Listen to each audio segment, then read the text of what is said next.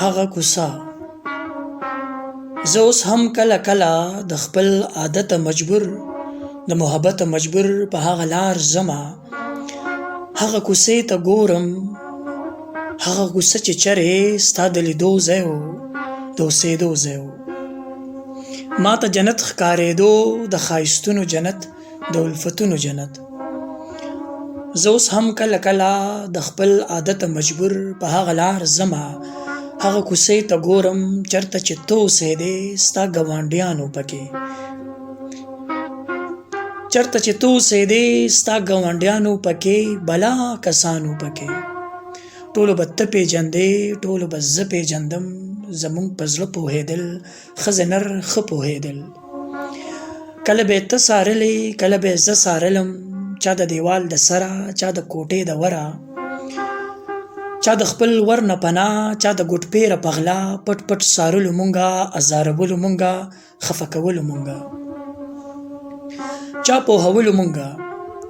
چا پوهولو مونږه خو مونږ نه پوهېدو مونږ په څه پوهېدو مونږ د چا نه اورېده مونږ د چا نه منله مونږ خو د مینې په نوم د محبت په خاطر په هر څه اور لګوو د هر څه تیر ناست وو زمونږ د زړونو په اور زمونږ د مینې په شور هغه کوڅه ګرمه وه د ژوند قصه ګرمه وه زه اوس هم کله کله د خپل عادت مجبور په هغه لار ځمه چرته چې زه درتلمه چرته چې ته اوسېدې بلا کسانو پکې وران ماشومانو پکې ټولو به ته پېژندې ټولو به زه پېژندم څوک اشنایانو زما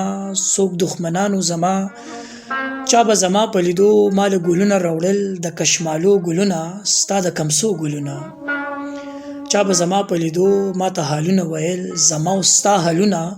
څوک به خفه و له ما څوک به غوسه و ما ته چا به په پټه پټه خلقو ته ووې زما چا به په چغو سرو دنیا خبر کړه په ما ورځ د محشر کړه په ما زه اوس هم کله کله د خپل عادت مجبور په هغه لار ځمه هغې کوڅې ته ګورم اوس په هغې کوڅه کې خاورې ریګونه نشته وران دیوالونه نشته رختې کورونه نشته کاڼي ټوپونه نشته اوس په هغې کوڅه کې هر خوا پاخه کورونه د خښتو سره کورونه هر خوا پاخه فرشونه خو اوس د هغې کوڅې هغه مزه نشته دی هغه چرچه نشته دی هغه بې سره پیغلې هغه خود سره زلمي هغه بېغمه واړه هغه ساده ماشومان د شوره شره پاتې د هنګامو وتې دي د رنګینو وتې دي هر څوک د ژوند ستړی هر څوک په ژوند کې ستړی نه زندګي پیژني نه رنګیني پیژني نه پسرلی پیژني نه لیونی پیژني دا په دوی څه شوي دي حالات سنګین صحیح خو داسې سنګین خو نه دي دومره غمګین خو نه دي